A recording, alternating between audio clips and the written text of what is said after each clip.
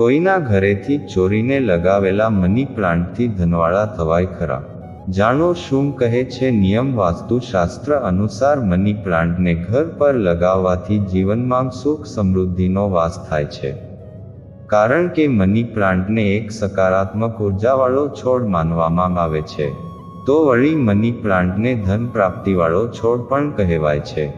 ઘણીવાર મનમાં એ સવાલ થાય છે કે શું મની પ્લાન્ટને ચોરીને લગાવવો જોઈએ કે પછી ખરીદીને? આ અંગે શું કહે છે વાસ્તુશાસ્ત્ર, આવો જાણીએ તેના વિશે શું છે નિયમ.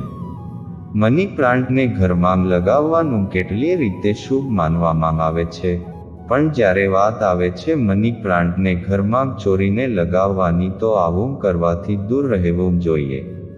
વાસ્તુશાસ્ત્ર અનુસાર મની પ્લાન્ટને ચોરીને લગાવવાથી આપણે તેની ઉર્જાને નકારાત્મક ઉર્જામાં બદલી નાખીએ છીએ, કેમ કે કોઈ પણ પ્રકારની ચોરીને યોગ્ય ઠેરવી શકાય નહીં.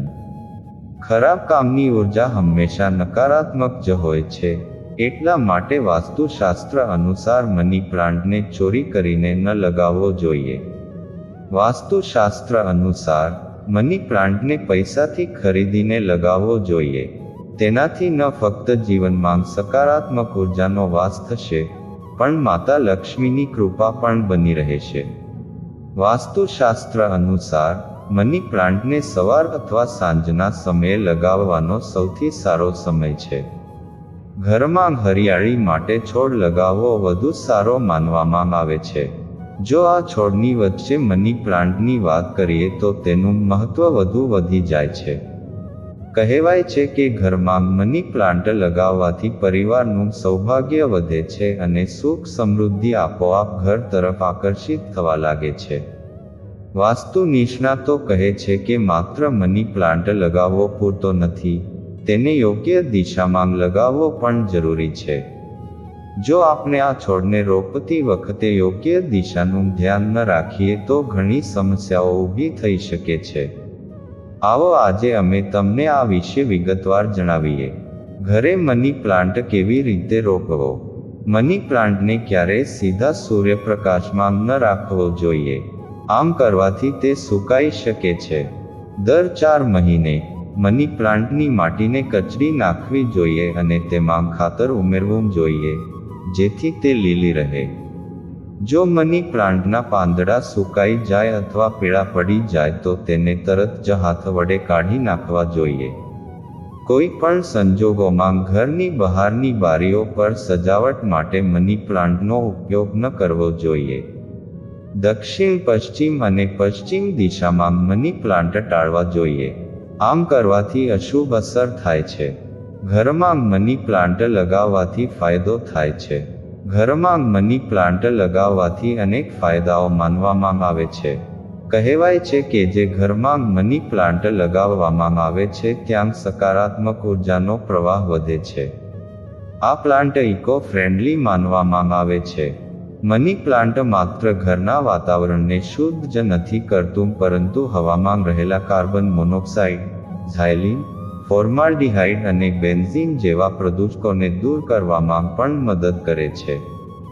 એટલું જ નહીં, વાસ્તુ અનુસાર ઘરમાં મની પ્લાન્ટ લગાવવાથી ઘરમાં સુખ સમૃદ્ધિ આવે છે અને પરિવારમાં પ્રગતિ થાય છે. મની પ્લાન્ટ કઈ દિશામાં લગાવવો? લોકો મોટાભાગે ગમે ત્યાં મની પ્લાન્ટ લગાવે છે. જ્યોતિષશાસ્ત્રમાં આવું કરવું અયોગ્ય માનવામાં આવે છે. જો તમે આ છોડની ચમત્કારી શક્તિઓનો લાભ લેવા માંગતા હોવ તો તેને યોગ્ય દિશામાં લગાવવું યોગ્ય માનવામાં આવે છે. વાસ્તુશાસ્ત્ર અનુસાર મની પ્લાન્ટ લગાવવાની શ્રેષ્ઠ દિશા દક્ષિણ પૂર્વ દિશા છે. આ દિશાને અગ્નિકોણ કહેવામાં આવે છે અને ખૂબ જ શુભ માનવામાં આવે છે. આ દિશામાં મની પ્લાન્ટ લગાવવાથી પરિવાર પર દેવી લક્ષ્મીની કૃપા વરસે છે. મની પ્લાન્ટનો છોડ ફક્ત સુંદરતા જ નથી આપતો, પણ ચારે તરફની હવાને શુદ્ધ કરે છે. મની પ્લાન્ટ એક એવો છોડ છે જેને માટી અને પાણી બંનેમાં ઉગાડી શકાય છે. મોટા ભાગના લોકો ઘરની અંદર અથવા બહાર મની પ્લાન્ટ લગાવતા હોય છે, પણ ઘણીવાર તેનો ગ્રોથ સારી રીતે થતો નથી. મની પ્લાન્ટને સ્વસ્થ અને હર્યોભર્યો રાખવા માટે તેની યોગ્ય રીતે દેખરેખ રાખવી પડે છે. જો તમને ખબર નથી કે મની પ્લાન્ટની કેર કેવી રીતે કરવી તો અહીં આ સમગ્ર આર્ટિકલ વાંચીને આપ કરી શકશો. મની પ્લાન્ટને હર્યોભર્યો રાખવા માટે ખાતર, પાણી, તડકો વગેરેની જરૂરી માહિતી હોવી જોઈએ.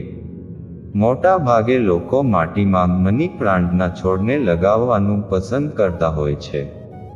જો તમે પણ કુંડાની માટીમાં મની પ્લાન્ટનો છોડ લગાવ્યો છે તો બની શકે કે મની પ્લાન્ટની કેર કેવી રીતે કરવી તેની ખબર ન હોય. મની પ્લાન્ટ છોડની દેખરેખ અને ગ્રોઈંગ ટિપ્સ અહીં બતાવવા જઈ રહ્યા છીએ. મની પ્લાન્ટના છોડને ઝડપથી મોટો કરવો હોય તો તમારે ઢીલી, કાંકરાવાળી અને પાણી નીકળી જાય તેવી માટી લેવી જોઈએ. મની પ્લાન્ટના છોડ માટે માટી તૈયાર કરવી આસાન છે. તેના માટે 50% નોર્મલ માટીમાં 20% ખાતર, ગોબર, વર્મીકમ્પોસ્ટ, 10% રેતી, 10% કોકોપીટ, 5% પરલાઇટ અને 5% વર્મિકુલાઇટ મિલાવી શકશો. આવી રીતે તૈયાર કરેલી માટી છોડ ઉગવા માટે એકદમ યોગ્ય છે. આ મની પ્લાન્ટના છોડને દરરોજ 2 થી 3 કલાક તડકાની જરૂર હોય છે. આમ તો આ છોડ સૂરજની ઇનડાયરેક્ટ રોશનીમાં પણ સારો વધે છે. મની પ્લાન્ટનો છોડ બારી પાસે, વોશરૂમમાં, લિવિંગ રૂમમાં, આપના વર્ક ડેસ્ક પર, બુકશેલ્ફ વગેરે જગ્યા પર રાખી શકશો. બસ સમયસર તેને જરૂરી તડકો આપવો જોઈએ.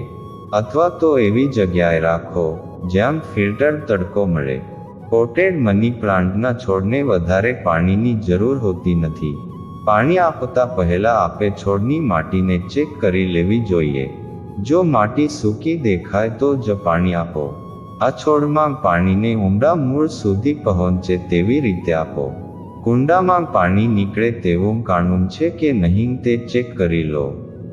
આપના મની પ્લાન્ટના છોડને તાપમાન 15-24 રાખવું જોઈએ. આ તાપમાન પર મની પ્લાન્ટનો છોડ સારો ગ્રોથ કરે છે.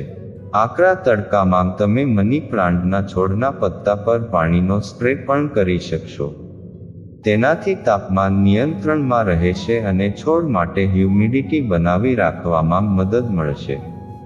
ઘર પર લાગેલા મની પ્લાન્ટના ગ્રોથ કેવી રીતે વધારવો તેના માટે તમે મની પ્લાન્ટના છોડમાં મહિનામાં એકવાર નાઇટ્રોજનયુક્ત ખાતર જેમ કે ગોબર ખાતર અથવા વર્મીકમ્પોસ્ટ નાખવું જોઈએ. આ ઉપરાંત bio NPK, seaweed, plant growth promoter જેવા લિક્વિડ ખાતર પણ મની પ્લાન્ટના છોડમાં નાખવા જોઈએ. તેનાથી મની પ્લાન્ટનો ગ્રોથ ઝડપથી વધશે. સમય પર મની પ્લાન્ટના છોડની કાપણી પણ કરવી જરૂરી છે. તેનાથી છોડ સુંદર પણ દેખાશે અને તેમાં કોઈ રોગ અથવા કીટાણુનો ખતરો પણ ઓછો થઈ જશે. મની પ્લાન્ટનું પ્રુનિંગ કરતી વખતે તેની પીળી અથવા ડેમેજ પત્તીઓને કાપીને અલગ કરી દેવી જોઈએ. મની પ્લાન્ટની કાપણી દરમિયાન તમે બાયપાસ પ્રુનરનો ઉપયોગ કરી શકશો. જો તમારા મની પ્લાન્ટના છોડમાં કોઈ કીટાણુ આવી ગયા છે તો તેવા સમયે તમારે લીમડાના તેલનો ઉપયોગ કરવો જોઈએ. લીમડાના તેલ 1 લિટર પાણીમાં 1 મોટી ચમચી લીમડાનું તેલ નાખો. હવે આ મિશ્રણનો સ્પ્રે બનાવીને મની પ્લાન્ટ પર છાંટો. આવી રીતે કરવાથી કીડા મરી જશે. ઘણીવાર મની પ્લાન્ટનો ગ્રોથ એટલો સારો હોય છે કે તેની વેલ જમીન પર ફેલાવા લાગે છે.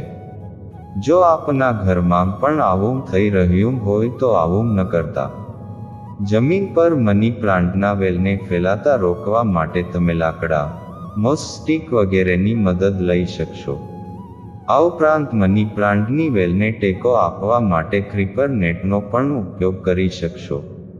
અહીં અપાયેલી માહિતી જ્યોતિષ માન્યતાઓ, સામાન્ય માન્યતાઓ અને જાણકારીઓ પર આધારિત છે. સૂર સ્ટુડિયો તેની પુષ્ટિ કરતું નથી.